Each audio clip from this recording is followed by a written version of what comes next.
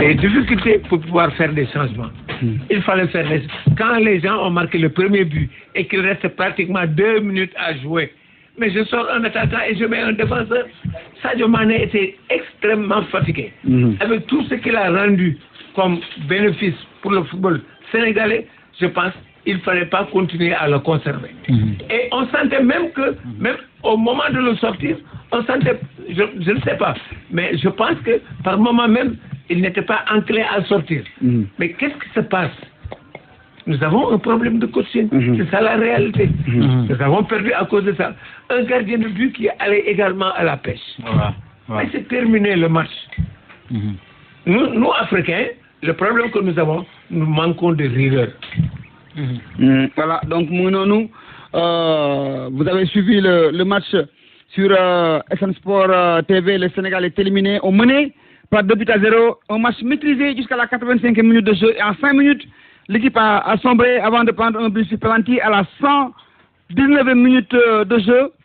Rien n'y fait, ça ne pardonne pas, Cheikh Tidiane.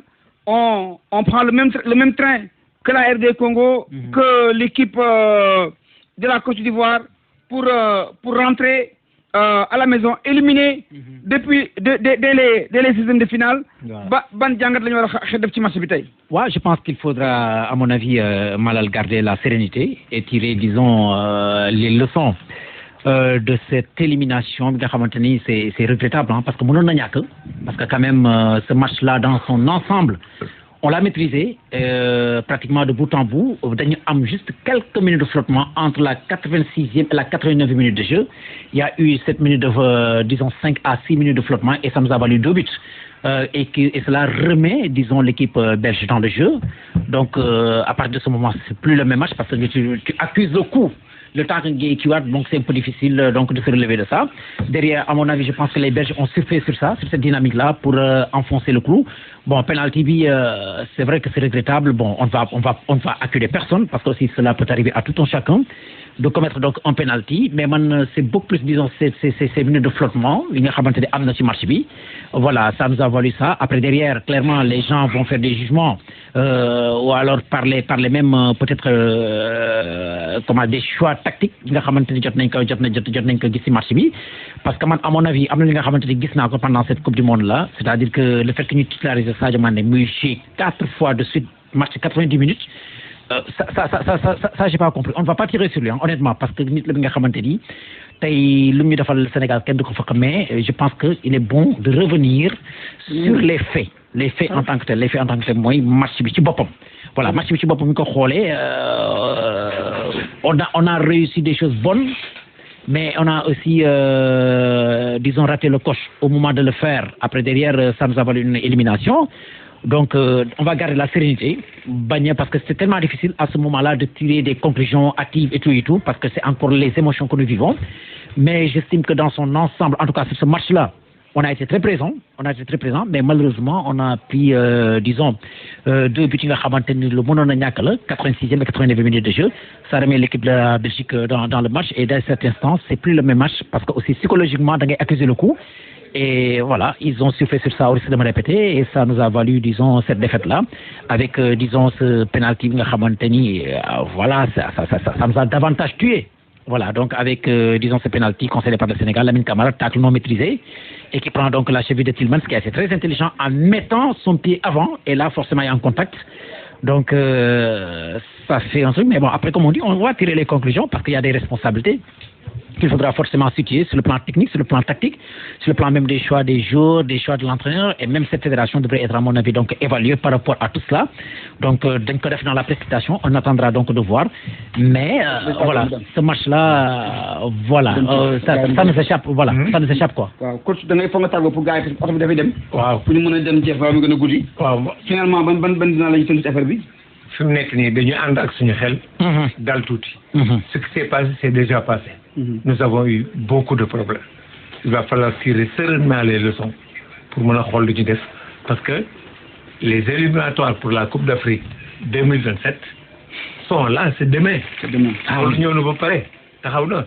Donc, il va falloir que la fédération et la direction technique nous fassent une évaluation exhaustive de la situation. Si nous tirons les leçons, à partir de ce moment, on peut partir d'une autre qui. Maintenant, on a raté trop de choses et c'est vraiment dommage. Voilà, donc Diagne, oui. Mon bail est en train de temps accompagner mon bien sûr, si tu veux, tu peux ouvrir l'antenne. Bien sûr, bien sûr. Donc je pense que, Amady, on va essayer d'ouvrir l'antenne le plus rapidement possible pour permettre aux gens de donner leur avis. Donc, Yefim Guinon, 88 628 14 14. Donc, on va ouvrir l'antenne pour quelques minutes. Voilà, mais le tout dans la sérénité aussi. Hein, le tout dans la sérénité, donc pour permettre aux gens d'intervenir et de donner leur avis.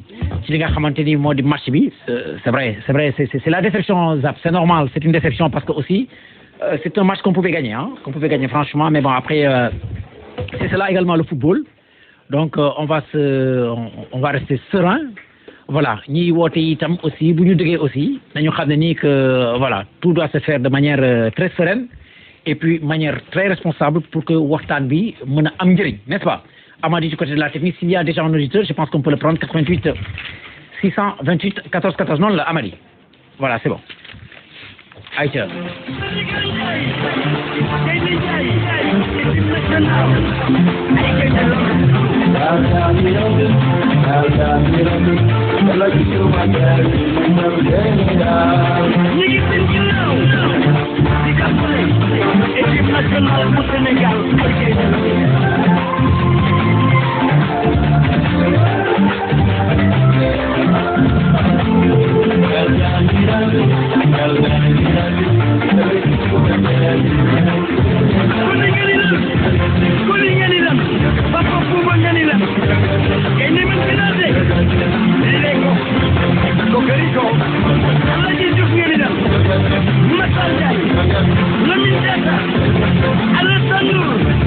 Voilà, mon numéro aussi ici 33 849 16 40. C'est ça, hein, Diallo, 849 16 40. Donc, mon numéro aussi, voilà, pour donner un avis par rapport au match. Oui, je pense qu'on prendra les gens juste pour 10 minutes. Parce qu'Instant Bini, certainement la déception elle est grande et peut-être les nerfs sont tendus. Mais on va permettre également aux gens d'évacuer leur déception aussi, mais de manière tout à fait responsable, n'est-ce pas? 88 628 14 14, voilà, 33 849 16 40. N'est-ce pas, Amady? Voilà, bu ñu amee auditeur rek dugal ko.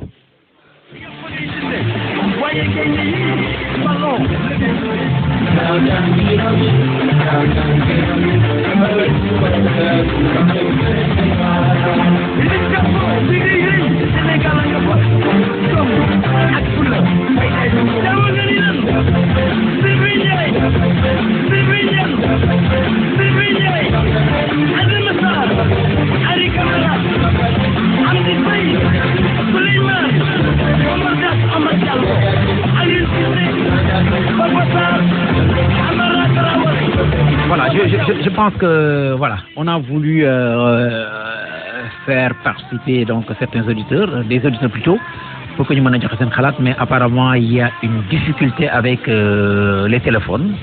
Donc je pense que on va rentrer tranquillement, sereinement. Voilà, le temps de tirer donc les leçons de cette déconvenue, alors que tout était là en tout cas pour que le Sénégal impose, mais malheureusement c'est arrivé et comme je dis, on va tirer donc les conclusions tranquillement sur le plan technique, sur le plan tactique également, mais également même sur le plan administratif. Et quand je parle de plan administratif, la gestion même fédérale en tant que telle, ce n'est pas une manière de le jeter en pâture, mais forcément après une campagne, il faut qu'il y ait donc on va évaluer pour voir exactement continuer que moi c'est sa responsabilité. Mais moi personnellement, voilà quoi, je garde la sérénité, donc c'est maintenant, mais vous ne faites ni aussi que récemment, donc Gabriel que récemment quand même cette équipe nous a valu une satisfaction. Tout n'est pas mauvais dans ce qu'on a fait, hein. C'est juste qu'on a connu 5 minutes de flottement qui nous a valu donc 2 buts. Le deuxième surtout l'égalisation, moi cette sortie hasardeuse, hein, donc du portier. Moridiaw aussi qui n'a pas fait une bonne lecture de la trajectoire du ballon et là finalement on prend un but qui remet en selle l'équipe belge et forcément situation mel ni moom bu xasee ba am rek c'est difficile de revenir. Donc malheureusement dans les prolongations également dernière minute c'est cruel, hein. Dernière minute également un penalty concédé par Lamine Camara. Donc mi ngi noonu voilà c'est ça. Boy dafa am loo bëgg a wax. Yow nag c'est tellement passionné mais calme rek ndànk rek ah ndànk rek ci dal ah Gabriel. Tu es cool, tu es prêt? Oui, c'est bon. Bah, bismillah, Gabi, ça khalat. Bon, je pense qu'il y a, excusez-moi de ma voix, Ouais. je pense qu'il y a actuellement énormément de regrets. Ouais. Parce qu'à ce stade de la compétition, se faire vraiment éliminer en 16e de finale, c'est inadmissible. Bah, de la sorte surtout, pour des champions.